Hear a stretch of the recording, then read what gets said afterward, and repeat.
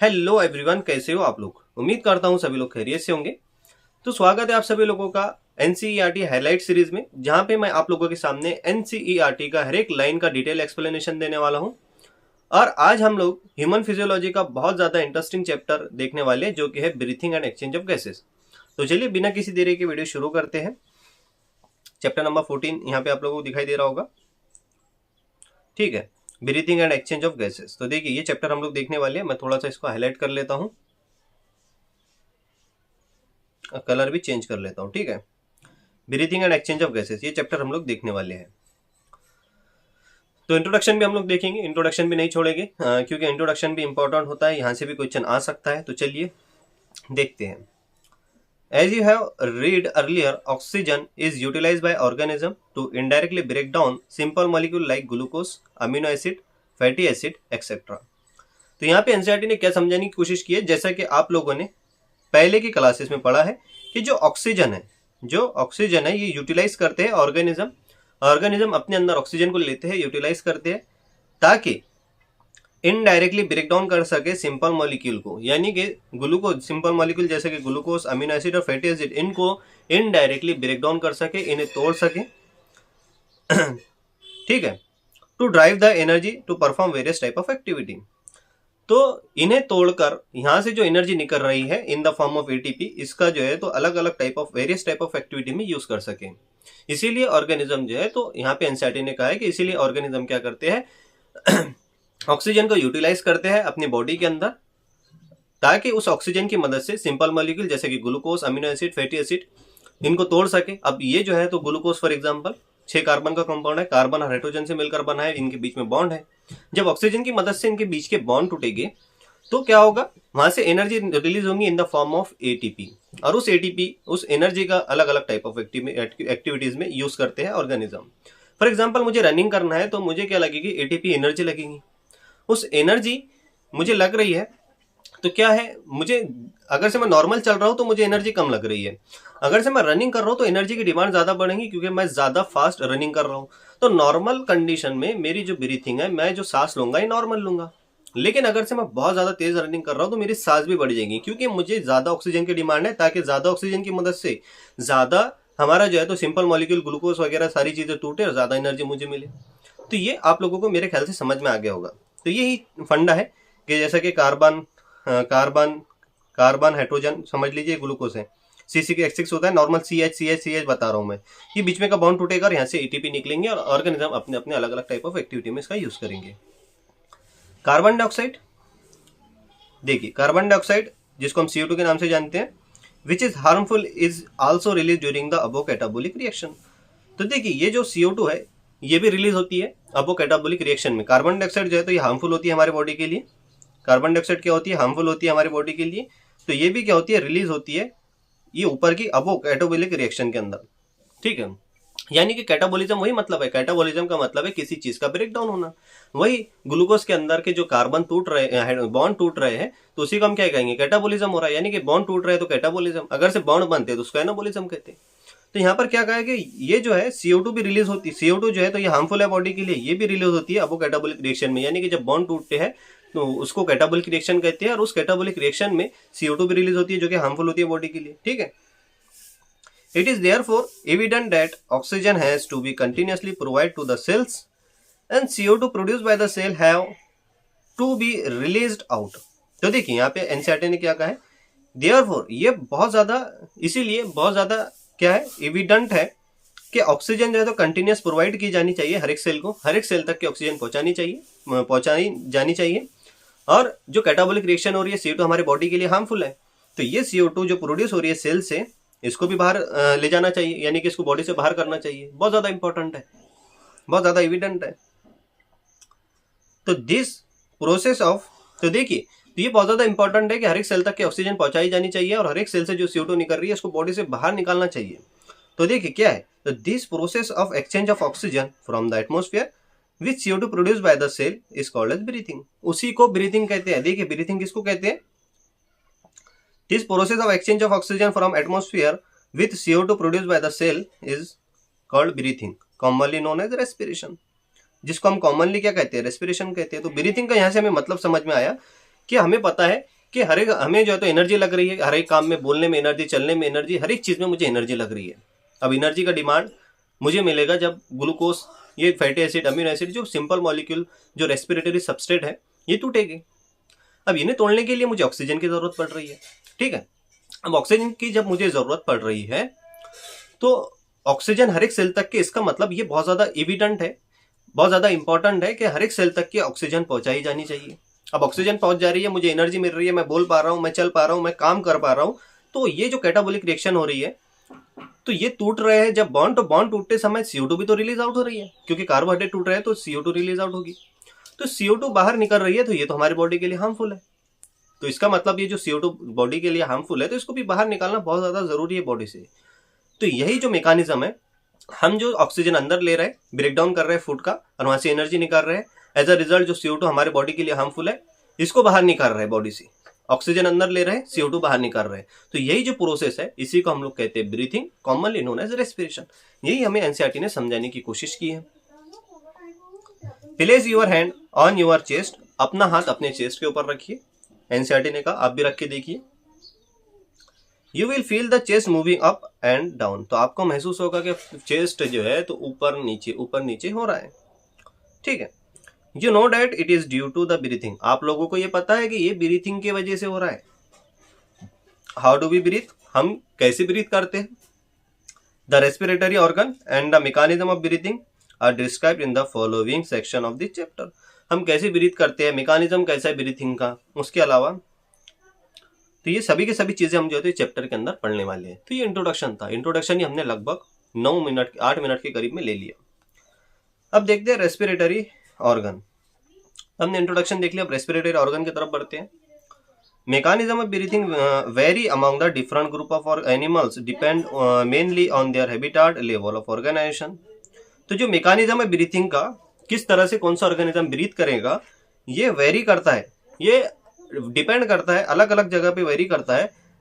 Among different group of animal, अलग अलग animal के हिसाब से ये वेरी करता है।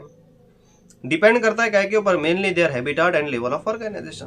तो देखिए क्या पे डिपेंड करता है, हैबिटेट्स पे और लेवल ऑफ ऑर्गेनाइजेशन के ऊपर, ये दो चीजों पे डिपेंड करता है मैकेनिज्म ऑफ ब्रीथिंग। कैसे, देखिए हैबिटेट का मतलब है कोई ऑर्गेनिज्म कहाँ पे रह रहा है, रहने की जगह को हैबिटेट कहते हैं। लेवल ऑफ ऑर्गेनाइजेशन बोले तो किस लेवल पे इसके ऑर्गेनाइजेशन के किस लेवल पे बने हुए हैं। फॉर एग्जांपल कोई ऑर्गेनिज्म सेल से मिलकर बना है, सिर्फ यूनिसेलुलर होता है, जैसा कि हमारे पास में आता है किंगडम मोनेरा। आप लोगों ने 5 किंगडम सिस्टम पढ़ा होगा, तो किंगडम मोनेरा क्या है, सेलुलर लेवल ऑफ ऑर्गेनाइजेशन है, सेल से मिलकर बना है।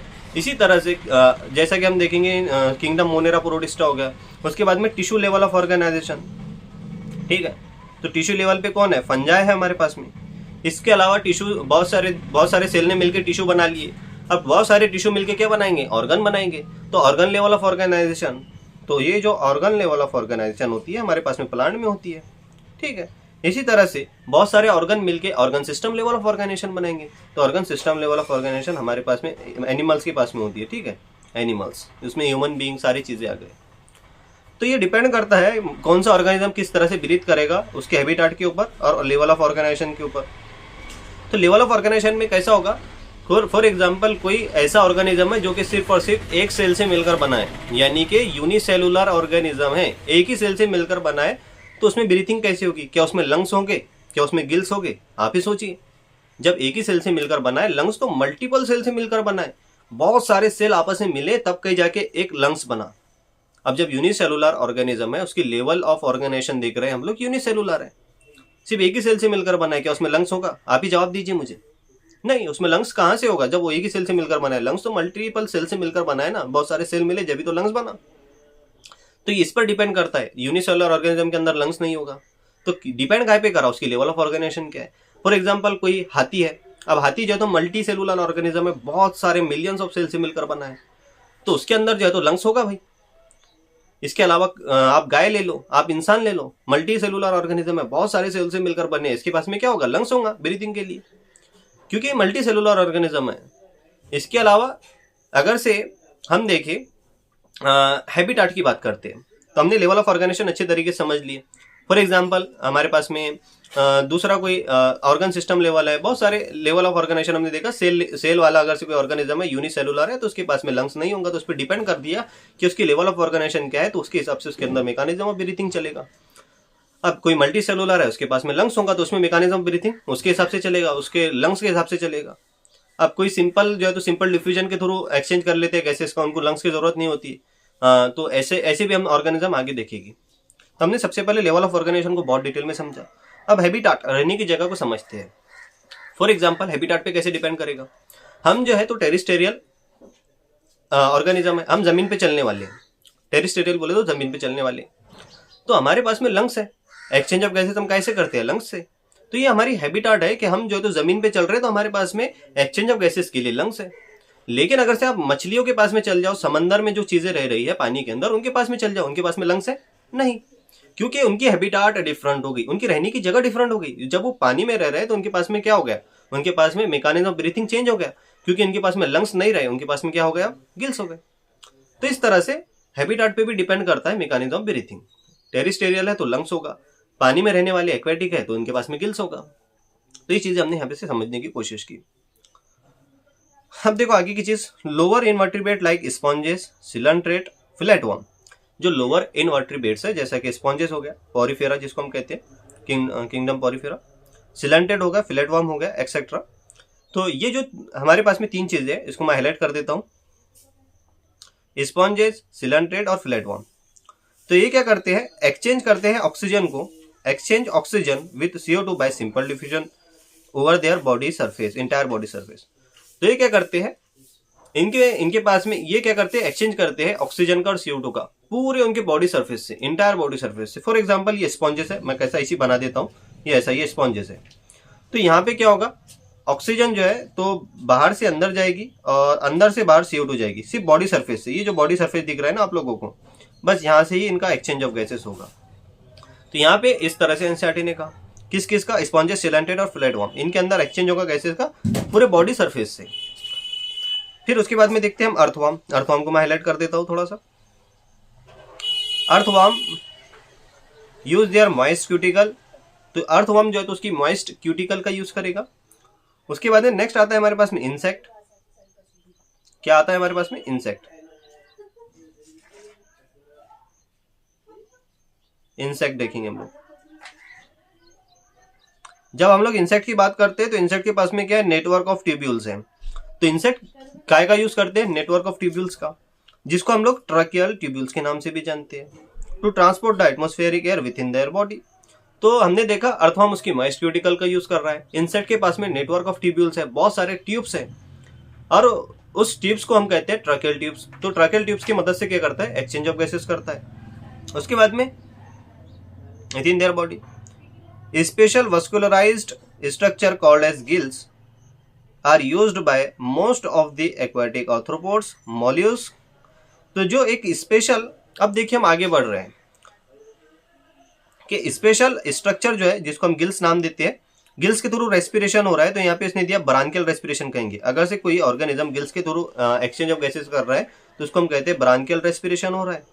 तो यहाँ पे क्या कहा, स्पेशल वस्कुलराइज्ड स्ट्रक्चर। शुरुआत से आप लोगों को बता देता हूँ एक बार, थोड़ा सा फ्लो टूट गया था मेरे ख्याल से अपना, बाहर से शोर की आवाज आ रही है तो इस वजह से मैं डिस्टर्ब हो रहा हूँ आप लोगों को समझाने में।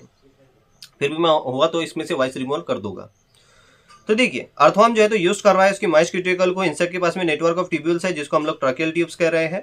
ये ट्रैकियल ट्यूब्स की मदद से क्या करता है, ट्रांसपोर्ट करता है एयर को उसकी बॉडी के अंदर। कौन, इंसेक्ट। उसके बाद में आता है हमारे पास में स्पेशल वस्कुलराइज्ड स्ट्रक्चर। एक स्पेशल वस्कुलराइज्ड स्ट्रक्चर है जिसको हम गिल्स कहते हैं।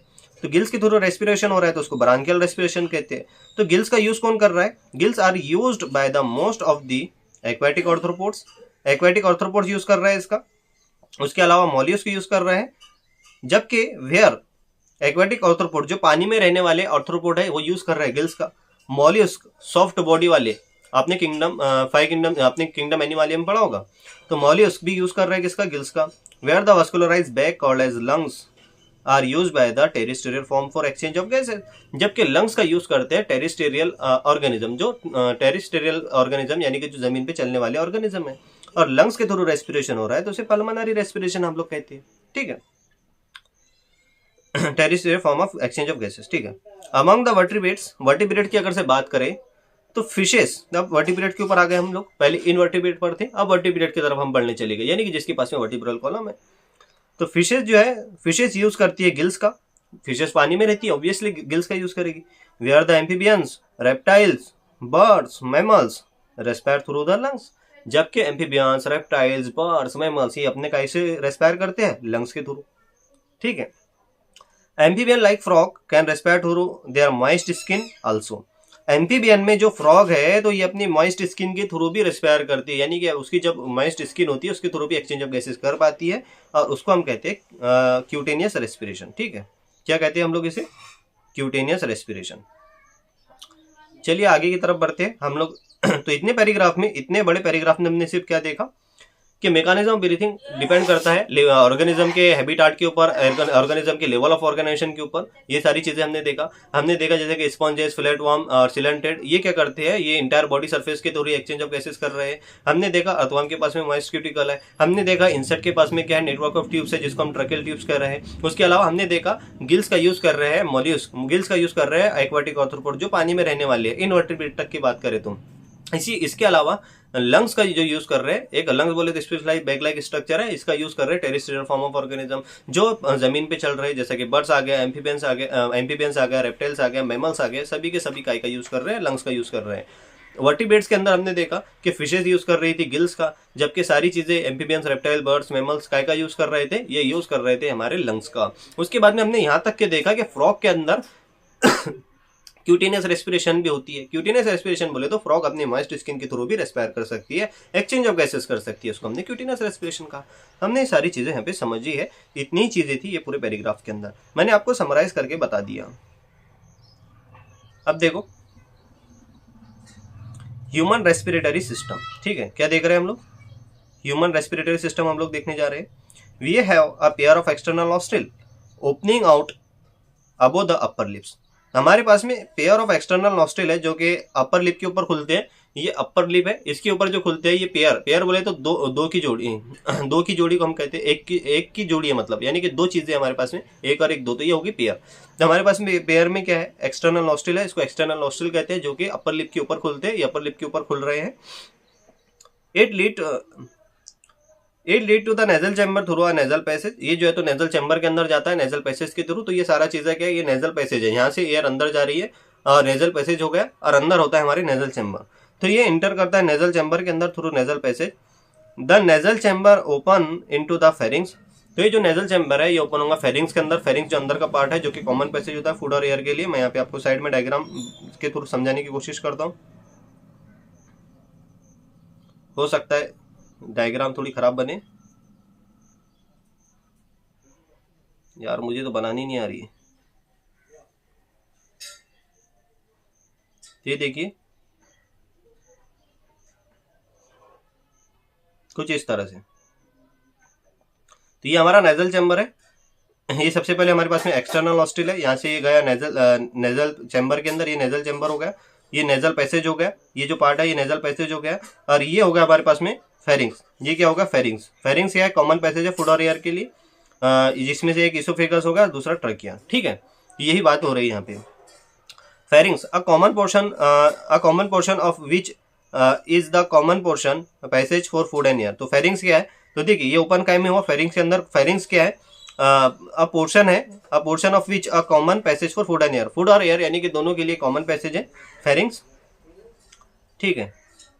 The pharynx open through the larynx region into the trachea, तो फेरिंग्स जो है तो ओपन होगा लैरिंग्स के थ्रू ट्रकिया के अंदर। लैरिंग्स is a cartilaginous box which helps in the sound production, तो लैरिंग्स जो है तो कार्टिलेजिनस बॉक्स है जो कि साउंड का प्रोडक्शन में मदद करता है, साउंड जो हम बात कर रहे हैं ये लैरिंग्स की वजह से ही आता है, sound production, and hence called as sound box, तो इसीलिए हम लैरिंग्स को क्या नाम से जानते हैं, साउंड बॉक्स के नाम से भी जानते हैं, इसको मैंने हाईलाइट करके दे दिया। ड्यूरिंग स्वेलिंग ग्लोटिस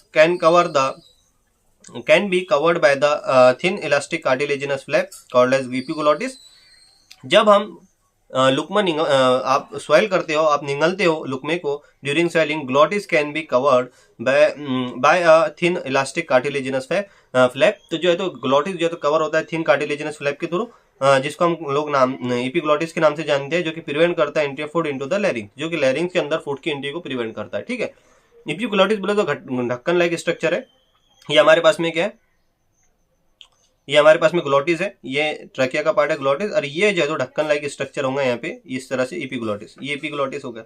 जैसे खाना इधर इसोफेगस में जाएगा तो ये बंद हो जाता है कुछ इस तरह से, ताकि आपका खाना सांस की नली में ना जाए। फॉर एग्जाम्पल कभी आप बात करते करते खाना खाते हो तो कुछ पार्टिकल आपके जो है तो सांस की नली में चले जाते हैं, तो आपको जोर से ठसका लगने लगता है। तो उस वो टाइम पे क्या होता है, आपका एपिग्लॉटिस थोड़ा सा अगर से खुला रहेगा तो थोड़ा सा 1-2 पार्टिकल आपके सांस की नली में चले जाएगी, जिसकी वजह से आपको ठसका लग जाएगा। तो वो जो खाना अंदर जाने से रोकता है वो होता है एपिग्लॉटिस। ठीक है, जो कि प्रिवेंट करता है फूड को अंदर जाने से। यहाँ पे अगर से डायग्राम हो तो मैं आपको समझाने की कोशिश करूं। चलो जाने दो, यहाँ से एक और बार ये डायग्राम को भी देख लेंगे हम लोग। Trachea is a straight tube, इसको मैं एक और बार डायग्राम के हिसाब से समझाने की कोशिश करूंगा। Trachea is a straight tube extend up to the mid thoracic cavity. Trachea जो है स्ट्रेट ट्यूब है जो कि एक्सटेंड करती है मिड थोरेसिक कैविटी तक के, which divide at the level of fifth thoracic vertebrae. Fifth thoracic vertebrae पे डिवाइड करती है into the right and the left primary bronchi, right and the left primary bronchi में divide करती है। Each bronchi undergoes repeated division to form a secondary and tertiary bronchi. हर एक bronchi जो है तो रिपीटेड डिवीजन के साथ में सेकेंडरी टर्शियरी ब्रोंकाई बनाते हैं एंड ब्रोंक्यूल्स और ब्रोंक्यूल्स बनाते हैं, ending up a very thin terminal bronchioles, जो कि खत्म होते हैं बहुत ही टर्मिनल ब्रोंक्यूल्स के ऊपर, बहुत ही जो कि बहुत पतले हैं। द ट्रकिया, देखिए क्या क्या बोला, the trachea primary secondary and tertiary bronchi and initial bronchioles are supported by a incomplete cartilaginous ring. देखिए जो ट्रकिया है, ब्रोंका है, प्राइमरी सेकेंडरी टर्शियरी ब्रोंका है और इनिशियल ब्रोंक्यूल, टर्मिनल ब्रोंक्यूल का नाम नहीं लिया, इनिशियल ब्रोंक्यूल तक के कैसे है, ये सपोर्टेड है इनकम्प्लीट कार्टिलेजिनस रिंग के through. Each terminal bronchiole give rise to a number of very thin irregular walled and vascularized bag-like structure called as alveoli।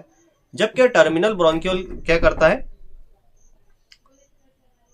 Each terminal bronchial, जबकि हर एक टर्मिनल ब्रोंकियल हमें देता है नंबर ऑफ वेरी थिन, बहुत ही पतले, irregular wall, यानी कि कुछ इस तरह से इरेगुलर वॉल और vascularize bag like structure, blood vessel से मिलकर बने हुए बैग लाइक स्ट्रक्चर, जिसको हम लोग कह रहे हैं एल्वियोलाई।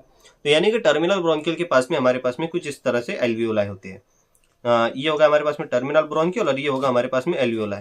तो टर्मिनल ब्रोंकियल के पास में कुछ इस तरह से एल्वियोलाई होते हैं जो कि ये इरेगुलर वॉल के थिन है। तो ये हमने यहाँ पे देखा, एल्वियोलाई के बारे में हमने समझा।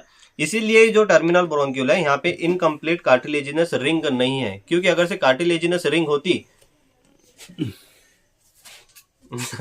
यहाँ से कट करना पड़ेगा अगर से कार्टिलेजिनस रिंग होती तो क्या होता, देखिए यहाँ पे कार्टिलेजिनस रिंग होती तो यहाँ पे एल्वियोलाई जो है तो फूट जाता, यानी कि ये रप्चर हो जाता, जिसकी वजह से आपका जो है तो लंग्स कोलैप्स कर जाएगा। इसलिए टर्मिनल ब्रोंकियल के ऊपर वो नहीं है, रिंग नहीं है। The branching network of the bronchi, bronchial and alveoli comprise to the lungs. तो जो ब्रांचिंग नेटवर्क है ब्रोंकाई, ब्रोंकियल्स और एल्वियोलाई, यानी कि ये समझ लीजिए ये ट्रकिया है, ये हमारे पास में प्राइमरी ब्रोंकाई है जो कि डिवाइड कर रही है फिफ्थ थोरेसिक वर्टिब्री पे। फिर उसके बाद में यहाँ से जो निकल के आ रहा है सेकेंडरी ब्रोंकाई, ये सेकेंडरी ब्रोंकाई निकल के आ रहा है, फिर ये टर्शियरी ब्रोंकाई और यहाँ पे ब्रोंकियल। तो ये जो ब्रांचिंग नेटवर्क है ब्रोंकाई, ब्रोंकियल और एल्वियोलाई, इसी को हम लोग क्या कहते हैं, लंग्स कहते हैं। ठीक है, lungs. We have two lungs which are covered by a double layered pleura. तो देखिए मैं आप लोगों को बता देता हूँ, पहले पढ़ लेंगे डबल लेयर प्लूरा। तो हमारे पास में 2 लंग्स है जो कि कवर्ड है डबल लेयर प्लूरा के through with a pleural fluid between them. उनके बीच में प्लूरल फ्लूइड होता है ताकि फ्रिक्शन से बचा जा सके। ये देखिए ये हमारे पास में 2 लंग्स है, यहाँ पे आप लोगों को यहीं से बता देता हूँ, एक लंग्स और ये दूसरा लंग्स। इसके ऊपर डबल वॉल जो है प्लूरल मेम्ब्रेन है, एक ये अंदर की तरफ से और ये दूसरी इसके ऊपर की तरफ से, ये प्लूरल मेम्ब्रेन है। ये पीले कलर की दिख रही है, ये अंदर का पार्ट, ये बाहर का पार्ट, पीले कलर का ही बीच में। और ये जो पीले कलर से दिखाई दे रहा है ये अंदर प्लूरल फ्लूइड है ताकि फ्रिक्शन से बचा जा सके। हमारे पास में 2 लंग्स है और इसके ऊपर की कवरिंग को क्या कहा, प्लूरा कहा। ये देखिए प्लूरल मेम्ब्रेन कहा, इसको हमने क्या कहा, प्लूरल मेम्ब्रेन कहा, और इनके बीच में क्या है, प्लूरल फ्लूइड है, ये पीले कलर से जो बताया गया है। ठीक है, अब आगे की तरफ बढ़ते हैं। It reduce the friction on the lung surface. तो वही चीज है, लंग सरफेस के ऊपर फ्रिक्शन से बचाए रखता है। The outer pleural membrane is close contact with the thoracic cavity. ये जो बाहर की प्लूरल मेम्ब्रेन है, बाहर के साइड से जो दिखाई दे रही है, तो ये क्लोज कॉन्टैक्ट में किसके, थोरेसिक कैविटी के। बाहर के साइड में, तो बाहर के साइड में थोरेसिक कैविटी के कांटेक्ट में रहेंगी, जबकि इनर प्लूरल मेम्ब्रेन ये अंदर की साइड वाली है तो क्लोज कांटेक्ट में होंगी लंग्स के यानी कि एल्वियोलाई के, तो वो भी हम लोग पढ़ लेंगे। ठीक है, close contact with the thoracic cavity, thoracic lining. ठीक है, where the inner pleural membrane is in contact with the lungs surface, जबकि inner pleural membrane lungs surface से क्लोज कॉन्टैक्ट में होंगी। आप लोगों को मैंने डायग्राम की मदद से समझा दिया। The part starting with the external nostril up to the terminal bronchiole constitute the conducting part। तो ये पार्ट हम बाद में पढ़ते हैं, पहले ये समझ लेते हैं ताजे में ताज़ा क्या चीज़ है। जो हम बात कर रहे थे ये एपिग्लोटिस है, ये कवर है ऊपर का, जो कि फूड को अंदर नहीं जाने देता, किसके अंदर, सांस की नली में, ट्रकिया के अंदर। ठीक है, जिसको हम वाइंड पाइप ट्रकिया के नाम से जानते हैं, ये ट्रकिया है, वाइंड पाइप कह सकते हैं। ये हमारे पास में लैरिंग्स रीजन होता है इतना, जो कि प्रोडक्शन ऑफ साउंड में मदद करता है। इसी को हम लोग क्या कहते हैं, साउंड बॉक्स के नाम से जानते हैं। आवाज हम जो निकाल रहे हैं इसी की मदद से निकाल रही है। हमारे पास में लैरिंग्स है, ये पार्ट हमारे पास में ग्लोटिस होगा, इसको हम लोग ग्लोटिस कहेंगे, और ये होगा एपिग्लोटिस। ठीक है, जो कि एक ढक्कन लाइक स्ट्रक्चर है, कवर करेगा इंटीरियर फूड को अंदर नहीं जाने देगा। ये हमारे पास में ट्रकिया, ट्रकिया लॉन्ग ट्यूब है, ये एक्सटेंड होती है नीचे तक के, ये एक्सटेंड हुई है, और ये eight the level of 5th thoracic vertebrae. यहाँ पे ये डिवाइड करती है प्राइमरी ब्रोंकाई में, प्राइमरी ब्रोंकाई में, फिर सेकेंडरी ब्रोंकाई में, और फिर इनिशियल ब्रोंक्यूल में। तो देखिए ब्रोंकस है, इसको हम लोग क्या करें, ब्रोंकस या फिर ब्रोंकाई के नाम से जानते हैं। ठीक है, तो ये ब्रोंका है, प्राइमरी, सेकेंडरी और टर्शियरी ब्रोंका है, और ये इनिशियल ब्रोंक्यूल और टर्मिनल ब्रोंक्यूल। तो ये टर्मिनल ब्रोंक्यूल है हमारे पास में, ये जो पार्ट है ये टर्मिनल ब्रोंक्यूल, और यहाँ पे इरेगुलर वॉल जो दिख रहा है, तो ये हमारे पास में बैग लाइक स्ट्रक्चर छोटा सा, इसे हम कहते हैं एल्वियोलाई। ठीक है, यहाँ पे दिखाई दे रहा है, ये देखिए एल्वियोलाई कहते हैं हम इसको, इसको एल्वियोलाई कहते हैं। तो हमने क्या देखा, ट्रकिया, ब्रोंका है, ब्रोंक्यूल्स और एल्वियोलाई, ये जो पूरा पार्ट है इसी को मिला के हमारे पास में लंग्स बनता है। तो हमारे पास में टोटल 1 और 1 2 लंग्स है। बस ये चीज हम लोगों ने देखा, लंग्स के ऊपर की कवरिंग देखी, ये चीज खत्म होती है हमारी। अब आगे का पार्ट देखते हैं। The part starting with the external nostril up to the terminal bronchiole constitute the conducting part. तो जो हमारा एक्सटर्नल नॉस्ट्रिल से लेकर तो टर्मिनल ब्रोंक्यूल तक के जो पार्ट है, एक्सटर्नल नॉस्ट्रिल तो यहाँ पे नहीं दिखाया गया, एक्सटर्नल नॉस्ट्रिल से लेकर ये बाहर से, मैं यहाँ पे डायग्राम बना देता हूँ, यहाँ पे डायग्राम बना देता हूँ।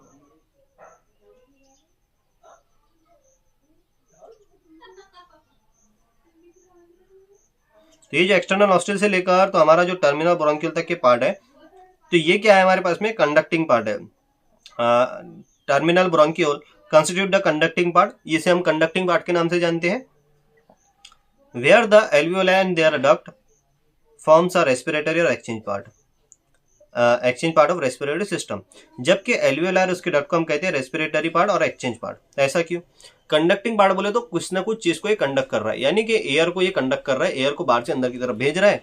और रेस्पिरेटरी पार्ट बोले तो जहाँ पे रेस्पिरेशन हो रहा है, जहाँ पे एक्सचेंज ऑफ गैसेस हो रहा है। तो देखते हैं इसको भी आगे। The conducting part transport the atmospheric air to the alveoli, conducting part का काम है एटमोस्फेरिक एयर यानी कि ऑक्सीजन को एल्वियोलाई तक पहुंचाना।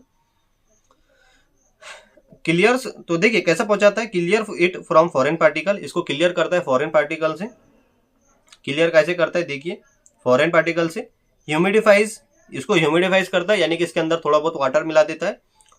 And also bring the air of body temperature, और बॉडी टेम्परेचर की एयर को जो है तो पहुंचाने का काम करता है। किसका काम है ये, कंडक्टिंग पार्ट का, जो कि एक्सटर्नल नॉस्ट्रिल से लेकर तो टर्मिनल ब्रोंक्यूल वाला पार्ट है।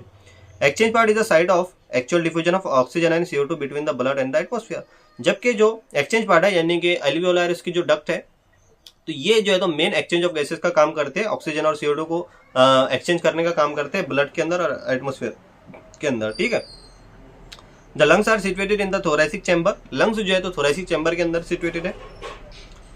ये हमारे पास में थोरेसिक चैम्बर है और ये हमारे पास में लंग्स है। तो लंग्स जो है सिचुएटेड है थोरेसिक चैम्बर के अंदर, जो कि एनाटॉमिकली एयर टाइट चैम्बर है।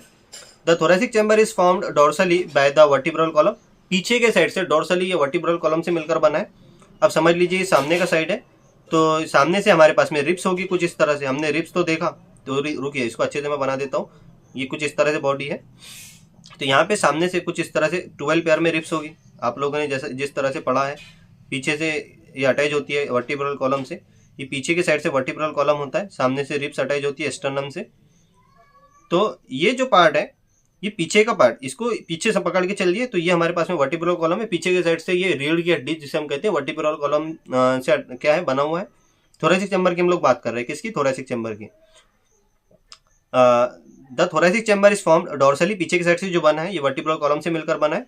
Ventrally by the sternum, ventrally सामने से जो है तो स्टर्नम, देखिए सामने से जो है तो टाई शेप की 17 सेंटीमीटर की बोन है, स्टर्नम से मिलकर बना है सामने की साइड से, पीछे की साइड से वर्टिब्रल कॉलम से।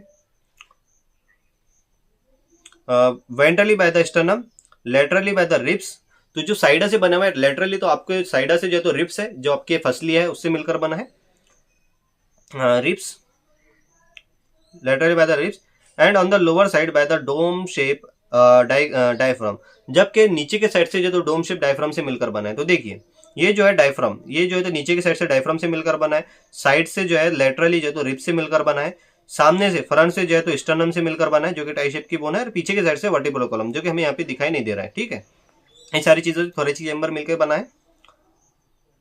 उसके बाद में the anatomical setup of the lungs in the thorax such that any change in the volume of the thoracic cavity will reflect the lungs cavity. जो एनाटॉमिकल सेटअप है लंग्स का thorax के अंदर, ये ऐसा है कि किसी भी तरह का चेंज आता है वॉल्यूम के अंदर थोरेसिक कैविटी के, तो ये रिफ्लेक्ट कर देता है पल्मोनरी कैविटी को। Such an arrangement essential for the breathing, ये अरेंजमेंट बहुत ज्यादा इंपॉर्टेंट है ब्रीथिंग के लिए। ठीक है, we can not directly alter the pulmonary volume, क्योंकि ये देखिए ये जो थोरेसिक चैम्बर है बहुत ज्यादा, ये एनाटॉमिकल सेटअप थोरेसिक चैम्बर का बहुत ज्यादा इंपॉर्टेंट है, क्योंकि ये जो लंग्स के अंदर हम जो एक्सचेंज ऑफ गैसेस कर रहे हैं ये जो है तो डायरेक्ट हम किसके थ्रू नहीं कर सकते, एक्सचेंज ऑफ गैसेस। देखिए यहाँ पे क्या है, डायरेक्टली अल्टर नहीं कर सकते हम पल्मोनरी वॉल्यूम को, इसको अल्टर करना है तो थोरेसिक वॉल्यूम को अल्टर करना होता है। तो ये बहुत ज्यादा इंपॉर्टेंट एनाटॉमिकल सेटअप है। मैं एक और बार पढ़ लेता हूँ, the anatomical setup of the lungs in the thorax such that the change in the volume of the thoracic cavity, किसी भी तरह का चेंज आता है थोरेसिक कैविटी के वॉल्यूम में चेंज होती है, ये रिफ्लेक्ट करता है लंग्स की कैविटी को, पल्मोनरी कैविटी को, जिसकी वजह से पल्मोनरी वॉल्यूम भी चेंज होता है, जिसकी वजह से ये इसेंशियल मैकेनिज्म है काय के लिए, ब्रीथिंग के लिए।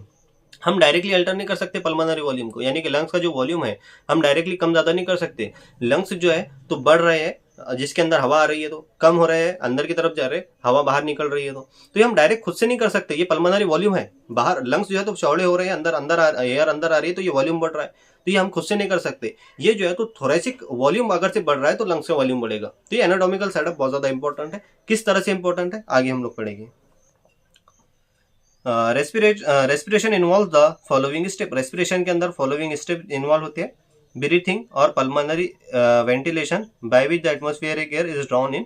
सबसे पहले आता है ब्रीथिंग, जिसको हम लोग पल्मोनरी वेंटिलेशन के नाम से जानते हैं, जहाँ पे एटमॉस्फेरिक एयर अंदर आती है और CO2 rich alveolar is release out, जबकि CO2 जो है तो एल्वियोलार के थ्रू बाहर निकलती है, जिसे हम लोग कहते हैं ब्रीथिंग और पल्मोनरी वेंटिलेशन। दूसरा होता है diffusion of gases across the alveolar membrane. फिर अब जब गैसेस अंदर से बाहर, बाहर से अंदर आ रही है, तो डिफ्यूजन हो रहा है एल्वियोलार मेम्ब्रेन के थ्रू। गैसेस कौन सी है, CO2 और ऑक्सीजन। फिर बाद में डिफ्यूजन होगा तो transport of gases by the blood, जब ब्लड के अंदर डिफ्यूजन होगा तो ब्लड के थ्रू ट्रांसपोर्ट होंगी गैसेस टिश्यू तक के। Diffusion across the between blood and tissue, जब टिश्यू तक के पहुंच गया तो ब्लड और टिश्यू के बीच में डिफ्यूजन होगा। उसके बाद में क्या है, लास्ट में utilization of oxygen by the cell, तो सेल जो है तो ऑक्सीजन का यूटिलाइजेशन करेगा, कैटाबोलिक रिएक्शन चलेगी for the catabolic reaction as and the result release of CO2। Catabolic reaction चलेंगे, बॉन्ड टूटेंगे, ATP निकलेंगे और CO2 जो है तो रिलीज आउट होगी। Cellular respiration as dealt in the chapter 12, आप लोगों ने सेलुलर रेस्पिरेशन चैप्टर 12 में पढ़ा होगा, वही सारी चीजें हैं। तो हमने यहाँ तक के बहुत सारे चैप्टर कवर करने की कोशिश की। अब mechanism of breathing next part के अंदर कवर करने की कोशिश करेंगे। अगर से वीडियो आप लोगों को अच्छा लगा तो प्लीज चैनल को सब्सक्राइब कर दीजिए, वीडियो को लाइक कर दीजिए और बेल आइकन को जरूर दबाएं ताकि हर एक नोटिफिकेशन आप लोगों तक के पहुंच सके। मुझे बहुत ज्यादा डिस्टर्ब हो रहा है, बाजू से बाहर की तरफ से बहुत ज्यादा शोर हो रहा है, तो वो वजह से मैं नहीं कर पा रहा हूँ।